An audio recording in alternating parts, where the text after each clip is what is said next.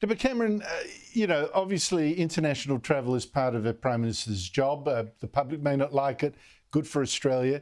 I mean, I would question how much travel has been doing, what results has been getting, and sometimes the focus of it. But I also wonder, is it just, well, look, it's been caught out by having to do what's necessary, or is there also an element of, by golly, I'm enjoying this a lot. I'm really famous now, and look at these selfies and all that kind of stuff. What is it? Well, certainly, travelling the world and being feted at state dinners and summits, having the President of China call you a handsome boy, I'm sure they're all great compliments, and I'm sure he feels very good about himself. But the job of the Prime Minister isn't to be the Minister for Foreign Affairs. It's to be the Prime Minister of Australia and spend more time in our country dealing with the number one issue, which is cost of living. But I'm trying to work out what's driving him, right? He's made a big pitch about being the boy from Housing Commission flat, single mother, and I thought it was a great... In fact, I recommended when he was running for the leadership that he stick that in his speeches. I said, you've got to make more of it. I didn't realise he'd make this much of it, but anyway, put that to one side.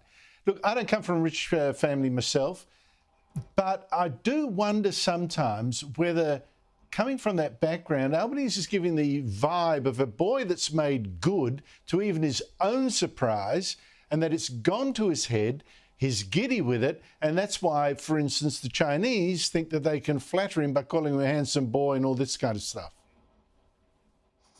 Yeah, look, the silver service on Toto 1 at 40,000 feet is probably pretty good from a boy from Housing Commission. But that said, he's had 27 years in Parliament and he's now a rich person. He has multi-million-dollar rental portfolio. He is a long way distant from his time as being a kid in the Housing Commission, and that trapping of office and trapping of wealth is reflecting on his out-of-touchness in terms of what he's trying to deal with in terms of cost of living for everyday Australians. But what's driving this? I'm still not 100% sure I get what's driving it, because he said he wanted to do cost of living. He said as a boy from the Housing Commission, his heart's with the working class, but it's not translating. Because cost of living is a hard job.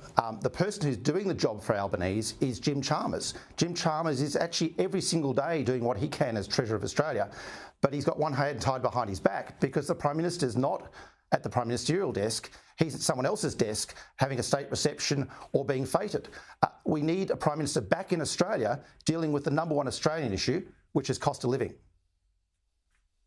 Well, I think he'll be back in Australia a lot more now. I think he's been burnt on the travel. You mentioned Jim Chalmers. What do you think some of his colleagues will be thinking, particularly people with an eye to the leadership themselves? Jim Chalmers, Tony Burke, Tanya Plibersek. Jim Chalmers, without doubt, has put his name forward for a future Labor leadership. If you're a betting person, he's short-priced favourite to be the next Labor leader because he's doing the work that matters. He's there on the ground dealing with cost of living. And last weekend's Glossy magazine piece was simply the start of that campaign for leadership. Are you saying, therefore, that the leadership is becoming in play now? Look, I think there's been enough backroom chats between backbenchers and frontbenchers that I hear around Canberra that people are worried about where the Prime Minister's taking Labor Party. They're worried about his plummeting numbers, and they're worried that Peter Dutton, who is, according to the Albanistas, unelectable, now looks like he's competitive. But how serious do you think that is? I mean, there's always going to be leadership chatter. Every Prime Minister has to deal with that.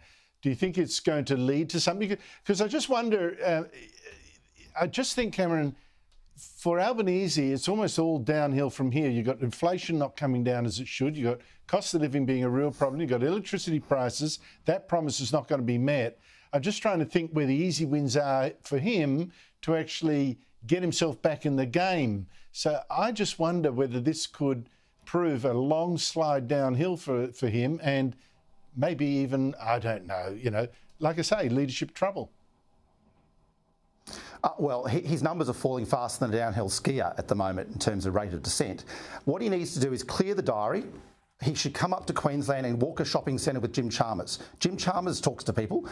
Chalmers talks to people in his electorate. Albo should go along with Jim Chalmers this weekend at Logan Central and meet people doing it tough and actually hear their pain.